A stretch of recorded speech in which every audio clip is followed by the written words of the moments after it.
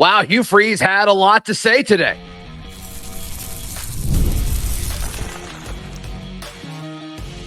You are Locked On Auburn, your daily podcast on the Auburn Tigers. Part of the Locked On Podcast Network, your team every day. Yes, welcome on into Locked On Auburn, your daily Auburn Tigers podcast. I'm your host, Zac Blackerby, and thank you so much for making Locked On Auburn your first listen every single day. It's a bonus edition of Locked On Auburn, and thank you guys so much for hanging out with us. Just getting home from the media availability, Coach Freeze said a lot of interesting things. We'll also talk about what we saw in the few minutes of practice. The Hugh Freeze's press conference was probably one of the more interesting points of this fall camp, in my opinion, how he talked about the offense. It's a little different than what we've been thinking and discussing as media and as fans. So I want to talk about the biggest note that he said. And he was asked about the offensive line, the progression throughout fall camp. He gives the O-line credit that they're one of the tighter groups. Here's the quote.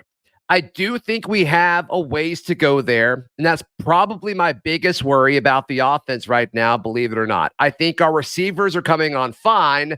The O-line just needs to gel and get on the same page. So, I mean, this is different than what we've discussed about the offense. We say, okay, you know the running backs, we've got a pretty good idea of receivers. Can they come along? And the O-line is kind of the steady piece in all of this. That's the way it's been talked about.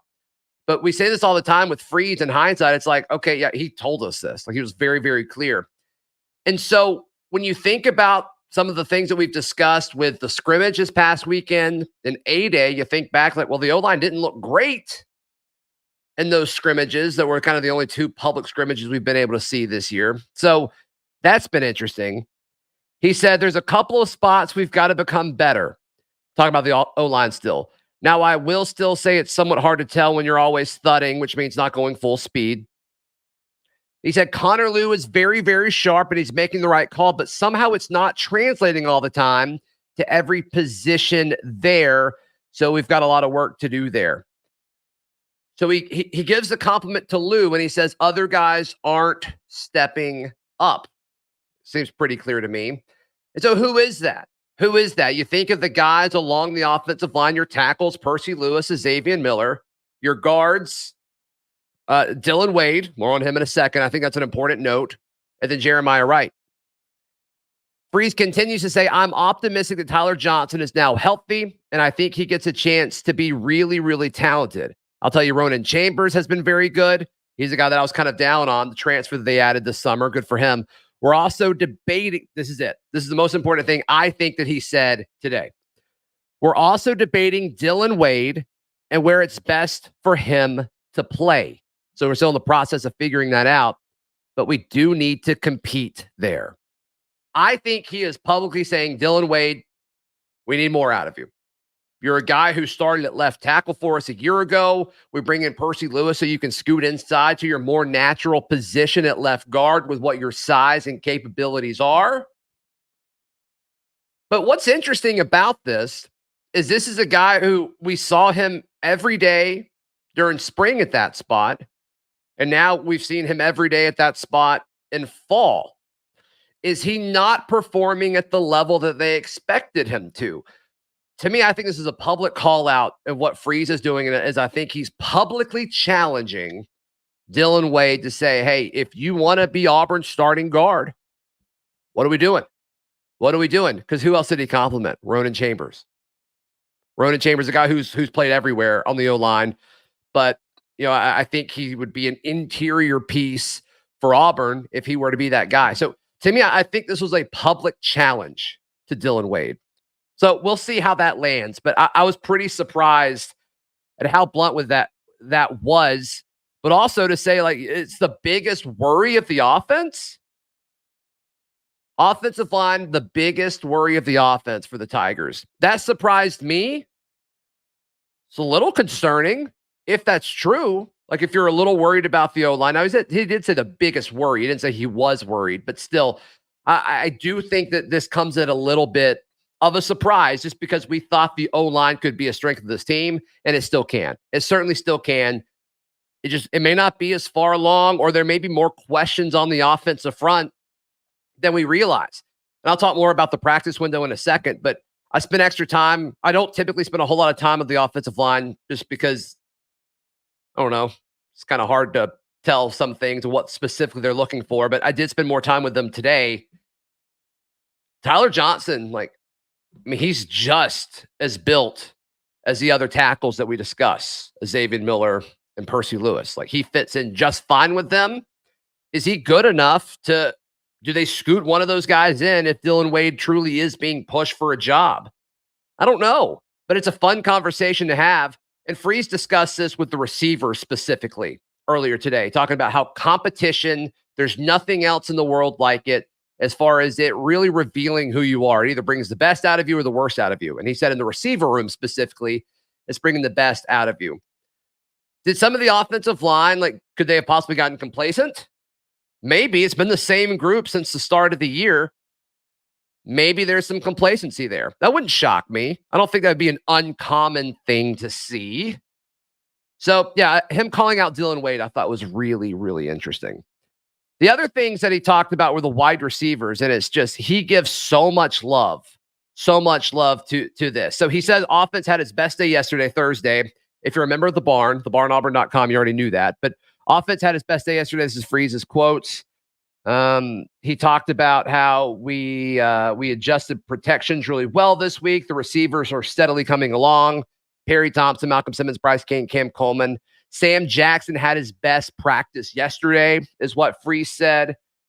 So I think the more they work together, Peyton understands my expectations on when to kill the play and when to get out of one that's not good. He talked about the communication and understanding of what Peyton has for this offense versus a year ago.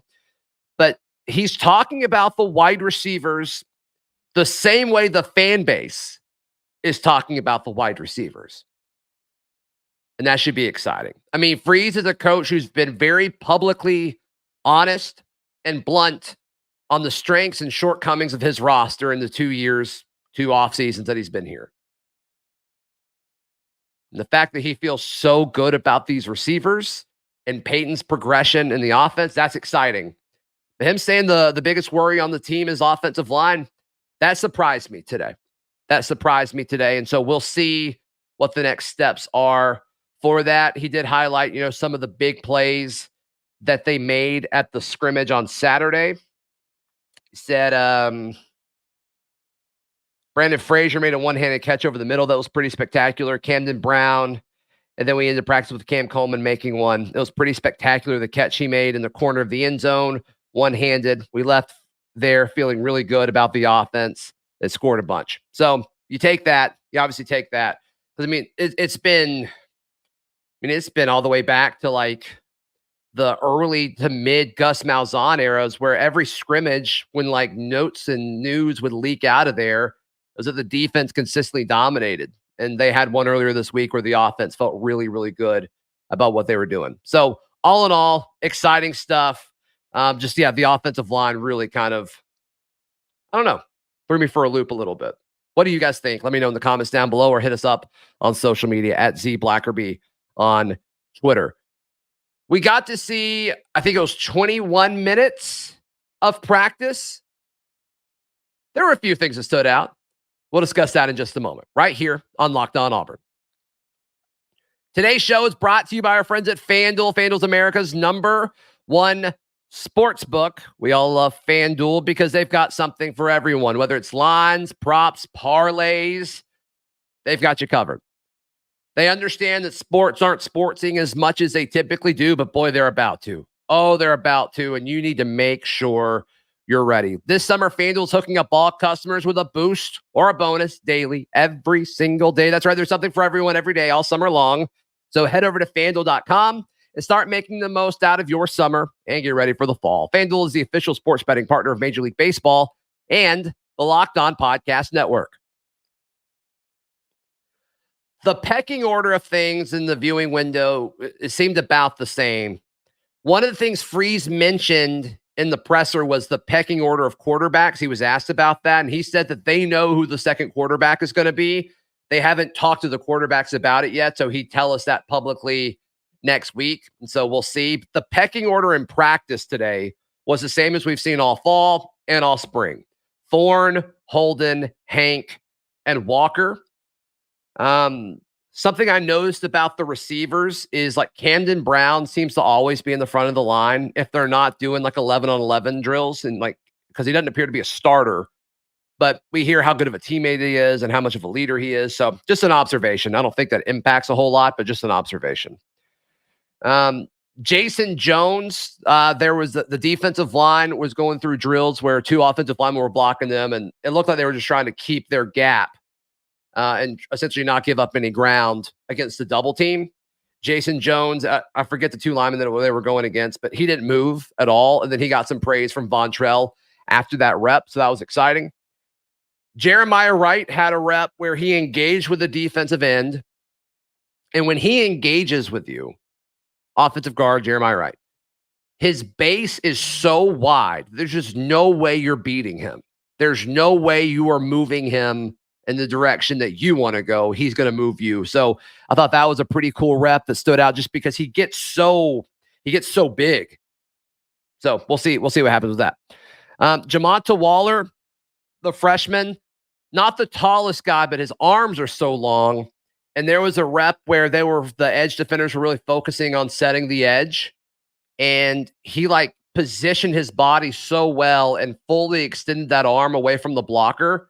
So where if it was, a full speed rep, he had separation and he could have tackled anybody. It was like the offensive lineman wasn't there because he used that length to get his frame away from him. So I loved that. He got some praise after that rep as well. After the group was done, Darren Reed got some extra one-on-one coaching.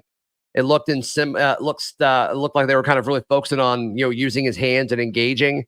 And then same with Vontrell King Williams, the defensive line coach. He was spending some extra time with Philip Bleedy after that. And it sounded like they were talking about how he loved his feet, but he was trying to get him to use his hands more. So that's been kind of a theme when you talk to some of these defensive guys, is they keep using the word violent.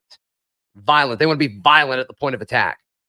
And you can have the best footwork in the world, but you got to use those hands. You got to be violent with the hands and, push back at the point of attack. So we'll certainly see if that happens more this year versus a year ago. So those are the biggest takeaways. Let me know your thoughts and reactions down below. Thank you so much for liking the video and subscribing. Really helps the channel out a ton. We will see you next time. This has been Locked On Auburn.